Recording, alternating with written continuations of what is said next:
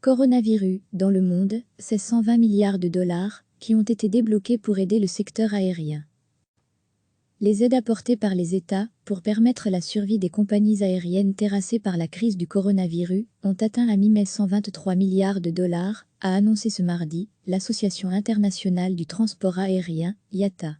Les soutiens ont été attribués notamment sous forme de prêts, 50,4 milliards, d'aides à l'emploi, 34,8 milliards, de prêts garantis, 11,5 milliards, ou d'injections de capitaux, 11,2 milliards, selon l'organisation.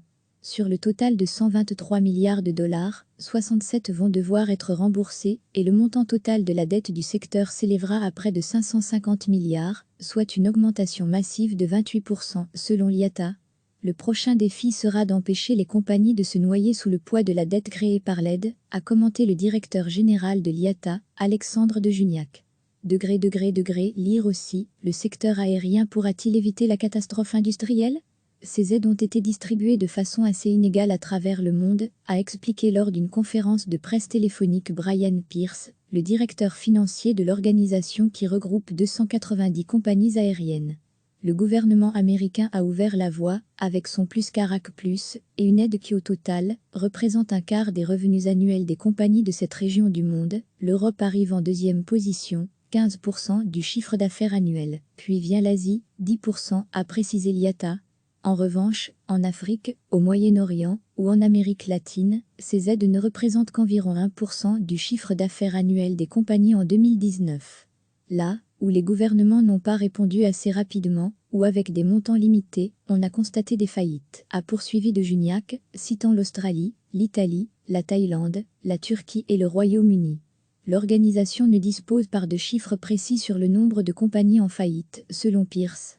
S'il n'y a pas d'amélioration de la situation lors du redémarrage prévu à partir de juin pour les vols intérieurs et de juillet pour les vols continentaux, nous craignons d'assister à un certain nombre de faillites, a-t-il ajouté.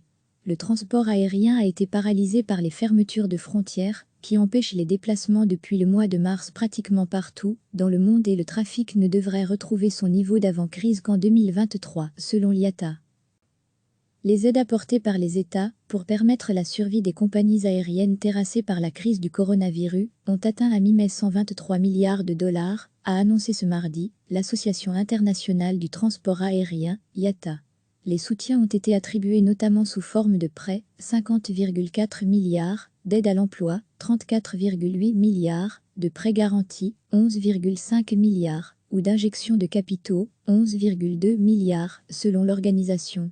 Sur le total de 123 milliards de dollars, 67 vont devoir être remboursés et le montant total de la dette du secteur s'élèvera à près de 550 milliards, soit une augmentation massive de 28% selon l'IATA. Le prochain défi sera d'empêcher les compagnies de se noyer sous le poids de la dette créée par l'aide, a commenté le directeur général de l'IATA, Alexandre de Juniac. Lire aussi, le secteur aérien pourra-t-il éviter la catastrophe industrielle ? Ces aides ont été distribuées de façon assez inégale à travers le monde, a expliqué lors d'une conférence de presse téléphonique Brian Pierce, le directeur financier de l'organisation qui regroupe 290 compagnies aériennes. Le gouvernement américain a ouvert la voie, avec son Plus Carac Plus, et une aide qui au total, représente un quart des revenus annuels des compagnies de cette région du monde. L'Europe arrive en deuxième position, 15% du chiffre d'affaires annuel. Puis vient l'Asie, 10%, a précisé l'IATA.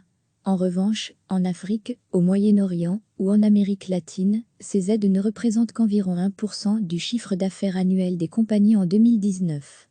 Là où les gouvernements n'ont pas répondu assez rapidement ou avec des montants limités, on a constaté des faillites, a poursuivi de Juniac, citant l'Australie, l'Italie, la Thaïlande, la Turquie et le Royaume-Uni. L'organisation ne dispose pas de chiffres précis sur le nombre de compagnies en faillite, selon Pierce.